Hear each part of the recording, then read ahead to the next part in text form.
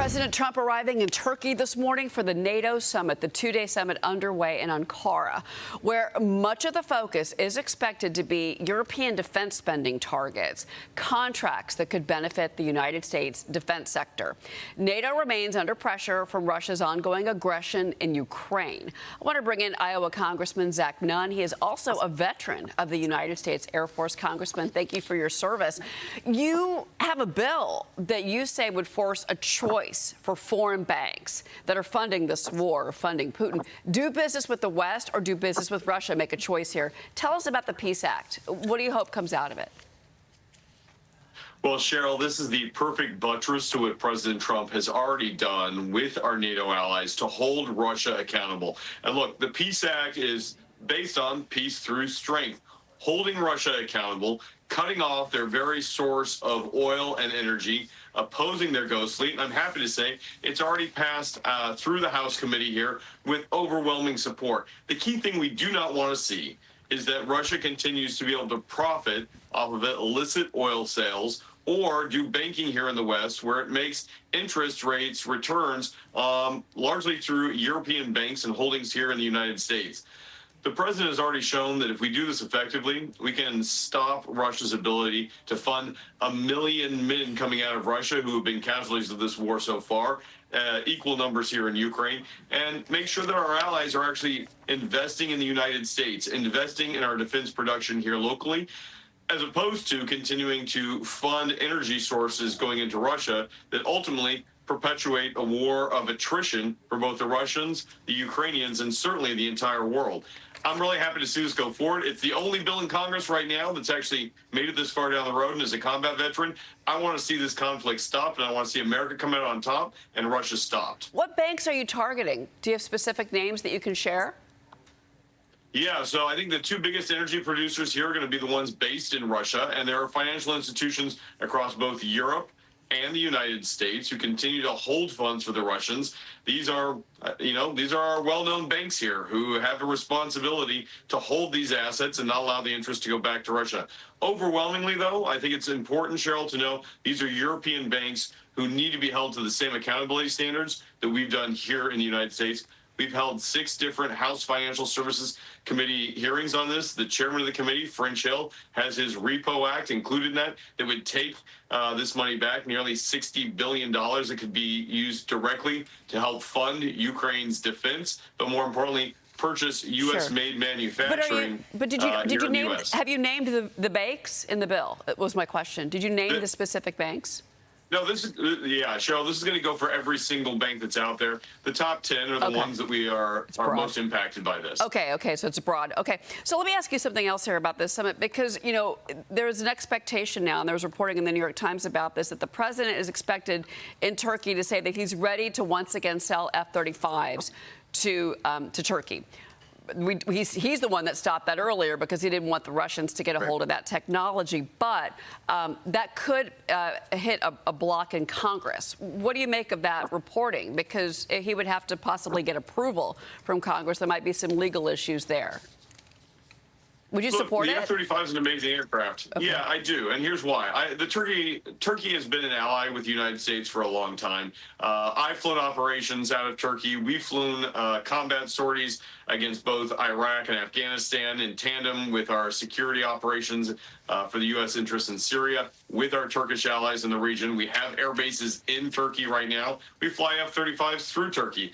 The best way to deter Russia and, candidly, Iran is to be able to have a strong sales export to Turkey. I think the president's absolutely right on this. Congress needs to sign off on it. But here's the real threat, Cheryl. As we look at what's going on in Europe and with NATO requiring them to spend at least 5% of their GDP on defense, we've got to start looking at resupplying our supply chain here in the United States to deter China. The sale of F-35s to Turkey continues to build a supply chain of success, one that is in high demand, both in our allies in Singapore, Japan, Taiwan, other countries throughout the Indo-Pacific. We need to make sure that we've got enough aircraft going to them. That's the threat that I see as being top tier. Turkey's certainly an ally on this, and we've worked with them on the F-16s.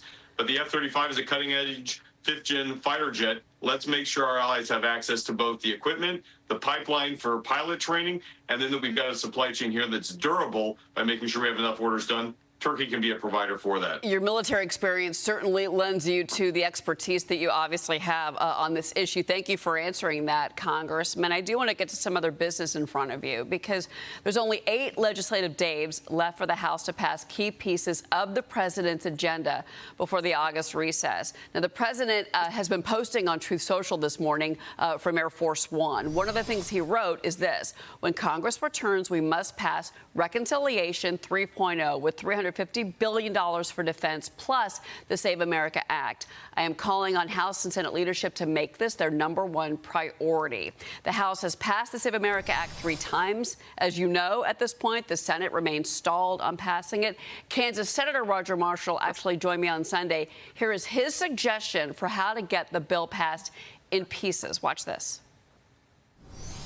It is through this reconciliation process of 50 votes that we could probably fund states that want to check ID. Maybe we could take some of the federal election money that we give states if they're not checking for IDs. But again, I go back to this: 80-90% of Americans, including a supermajority of Democrat voters, want election integrity. They want voter ID. They want proof of citizenship. I'd be all for a reconciliation bill to pass the president's supplemental that's going to include, by the way, year-round E15 and some extra funding for farmers who are bearing the brunt of fertilizer prices right now. So maybe we do need to do that through reconciliation. My suggestion is let's bring these one piece at a time. Let's get the Democrats on the record. Let's vote just specifically on voter ID. Then let's vote specifically on proof of citizenship at time of registration. Let's get these Democrats on the record and let the American people put pressure on them on each one of these votes individually.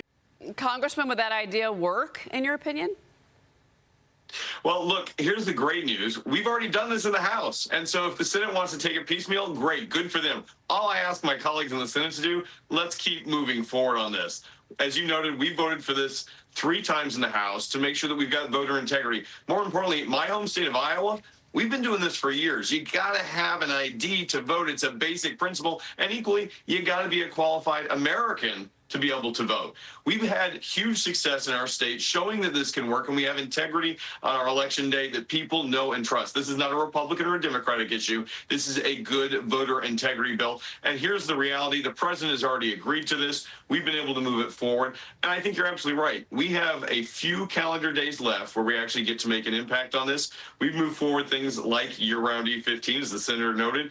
We've been able to get this over to the Senate. I'm asking my colleagues on the Senate side, come to the table. Let's get something done. We have the month of July left, and we have the month of September left, where we can still move good, legislation forward. Top of the agenda for me, National Defense Authorization Act has to move forward. We've got to be able to make sure that we've got our frontline intelligence officers covered with a new form of FISA that reforms and protects Fourth Amendment rights. And we've got to make sure that we are funding our budget through the end of the year. Here's the reality right now. The House has been able to move forward on a number of our appropriations bills.